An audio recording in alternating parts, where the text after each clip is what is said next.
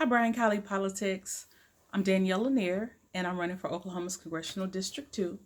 I had some questions posed to me the other day by James Bishop. I printed them out. It was 6 questions. I want to take the opportunity to answer each one of those. It's a little bit easier to make a video for you rather than just giving long responses. And then this way you get an opportunity to kind of hear me and see me, since COVID kind of prevents us from actually meeting up in person and going over this. All right. I understand that you are an undecided voter, as many people are. In this political climate, I absolutely get it. My advice, honestly, is to vote for the person and not the political party. The most sound advice that I actually can give. Research the person, their policies. If it's an incumbent, research their voting record, see where they stand. A wise man once told me, if you're going to look for somebody to vote with or to go for, you want to decide whether you live on Wall Street or you live on Main Street. And when you make that decision, you decide whether it's the Roaring Twenties or it's the Great Depression.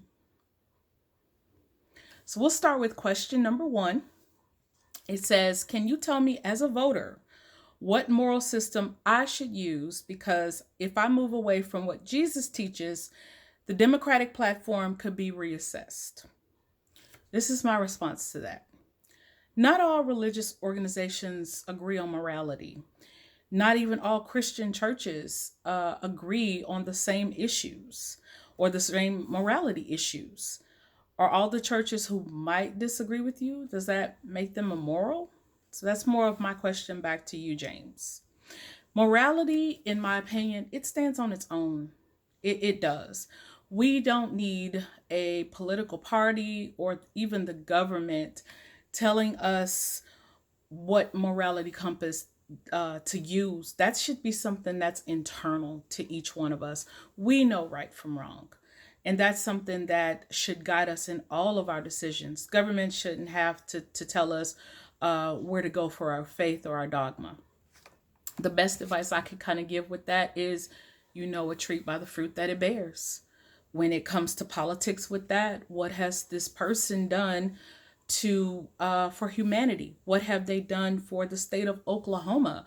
When we're talking about we want to preserve life and we're for the people, have we voted for things that's going to be good for all Oklahomans? Are we turning a blind eye to people poisoning our water supply? That's not good for all people. Are we, making sure that everyone has access to affordable health care? What are in the scopes of the political party, and what's in the scope of that person that's holding that office? So that's my answer to you for question number 1. Having Christian values is not just words, it's deed and in truth with their words. Are their actions backing up what they're saying?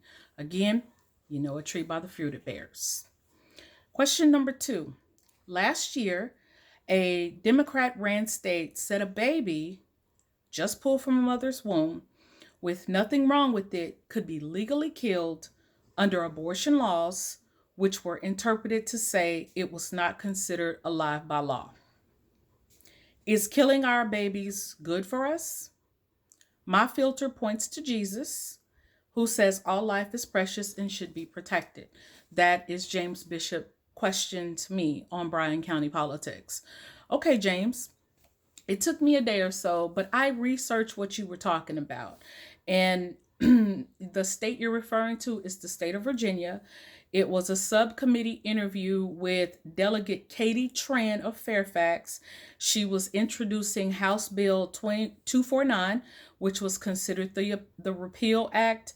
And the bill, she was asked about what the moderator asked her, would abortions up to birth be allowed underneath her bill? And in that video clip that I know you're referring to, she said yes. Well, I did a little bit more research and I found the entire interview with that. And she continued on to elaborate that both her and the moderator actually went into a little bit more depth about what she meant because he asked her to clarify that. And she was like, if there was a threat to the mother's life, the moderator clarified that with her as well, or if the baby has severe deformities. So a lot of news outlets took just that part of that clip, ran with it. A lot of our elected officials took just that part of the clip that she had and ran rampant with it, that Democrats are somehow in favor of infanticide or killing live babies. I'd like to circle back to that and just indicate that we don't need to government to tell us that all life is precious and should be protected. And by the way, that bill did not pass in the Virginia subcommittee. It was voted down, voted no for that. So as for me, these are my views, and they're really, really simple. Is that I don't run to represent an entire party. I'm not running this race to represent my opinions or my feelings. I'm running to represent the needs of every Oklahoman, whether they vote for me or not. I'm running to defend our position as Oklahomans on Capitol Hill. I'm not running to defend every Democrat's position on the issues. I choose to defend us as Oklahomans. So for me, I am not in support of any type of late term abortions. That's my stance on that. Question number 3. Your question reads, James, due to COVID, the government told us what businesses can and cannot open. The government in places restricted the freedoms of movement for people, and some required papers for people to move from place to place. Do you support that type of government control? Is that much control good for us? My filter points to Jesus, said if we commit our business to him, he will bless it. He says if we look to him for our healing, no harm can come to us. I really like looking to him for this moral filter. Okay, James, this is my point on that. We are at war with a deadly virus, a deadly disease, which does not discriminate based on our political or our religious affiliation. I think at both the federal and at the state level, they are drawing on history to for guidance, and I'm going to explain what I mean. When you look back on our history, our government has at times put mandates in place and asked us to make sacrifices and inconveniences, whether it was to stay in our homes or not open our businesses. I think this is what a lot of our states and our government is looking back on as a measuring stick. Here we are in the greatest generation, and yet, yes, we're being asked again to make some sacrifices. Mask mandates are currently being handled by the states and the cities as they should be. As far as I'm aware, there hasn't been any legislation introduced by a congressperson regarding masks or regarding restrictions. This is not something that, as I can tell right now, that I would be voting on Congress and within Congress January 3rd of 2021. So my stance on that, it's being handled by the states as it should be. Each state, each city or municipal government is making the best decisions based on the numbers, based on their people. I would strongly recommend staying in contact with your city councils, with your mayors, including your governor, Governor Stitt, to kind of see where they stand with that. They actually have a lot more control with the mandates than it does at the federal level. So thank you for your question with that, James. All right. To kind of complete that, my role at the federal level is to preserve life, to protect life for all Oklahomans by ensuring we have access to affordable health care and quality medical facilities should we need to use them. As of right now, many of us, including you guys right there in Bryan County, you're having to go across the river over to Texas for medical care. We should be able to have those same quality facilities and accessibility right here in Oklahoma. And that's what I'm going to Washington to fight for. All right. So again, thank you for your question. All right, question number 4. Do you support the Democratic Party platform of supporting groups with stated mission statements saying they support Marxism and their goal is to see changing our nation? Several of these groups are also verbally pushing to defund our police. Do you support the Democratic platform to bring about the changing of our societal system of capitalism and defunding of our police? My filter points to Jesus, creating government to be established to pass and uphold laws to protect the innocent and carry out justice on the wicked. Government is a good thing when it's not corrupt. Government is a good thing when it allows freedom for its people.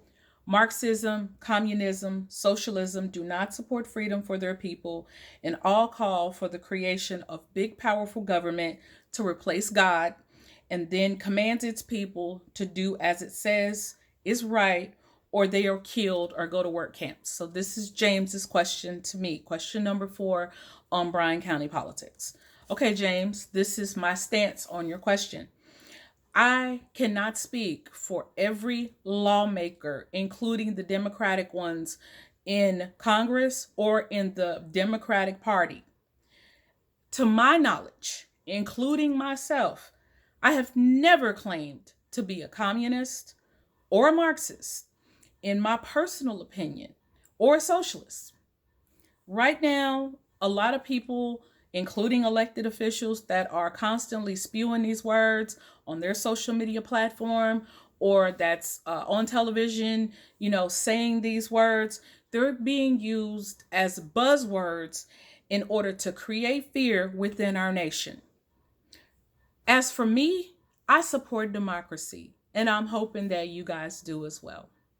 That's what I will be going to Washington to fight for, is to make sure that our democracy, our founding fathers put it to place, remains in place. So I'm hoping that that answers your question.